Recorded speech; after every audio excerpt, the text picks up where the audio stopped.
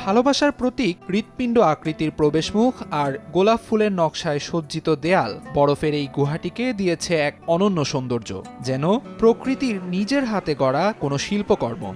Jilin প্রদেশের চাংবাই পর্বত বছরের প্রায় পুরোটাই তুষারে আবৃত থাকায় চিরসাদা প্রকৃতির জন্য সুপরিচিত এই পর্বতে সম্প্রতি এমনই নান্দনিক এক হিমগুহার সন্ধান মিলেছে।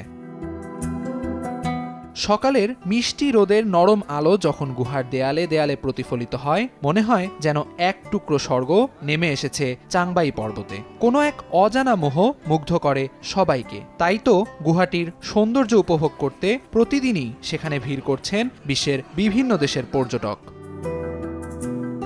এদিকে চীনের জিজাং প্রদেশের পেনবা কাউন্টিতে সন্ধান মিলেছে নতুন এক হিমগুহার। বিশাল আকৃতির এই গুহাটি থেকে মাত্র 50 মিটার দূরে 2023 সালের মার্চে আরও বড় একটি হিমগুহার খোঁজ মিলে। তবে নতুন এই গুহাটি এর ভেতরের সর্পিলাকার গঠনের জন্য অনন্য। 150 মিটার দীর্ঘ ও 18.2 মিটার প্রস্থের এই বিশাল গুহাটি দেখে মনে হবে যেন স্বচ্ছ কাচের কোনো প্রাসাদ। দেয়ালে বরফের আস্তরণে তৈরি হওয়া গুহাটির ক্রিস্টালাইজড গঠন একে দিয়েছে এক অন্যরকম সৌন্দর্য।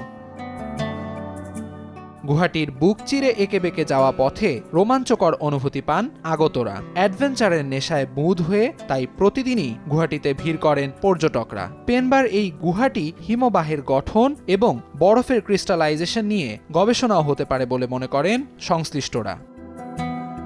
আমিরুল ইসলাম আলিফ, সময় সংবাদ।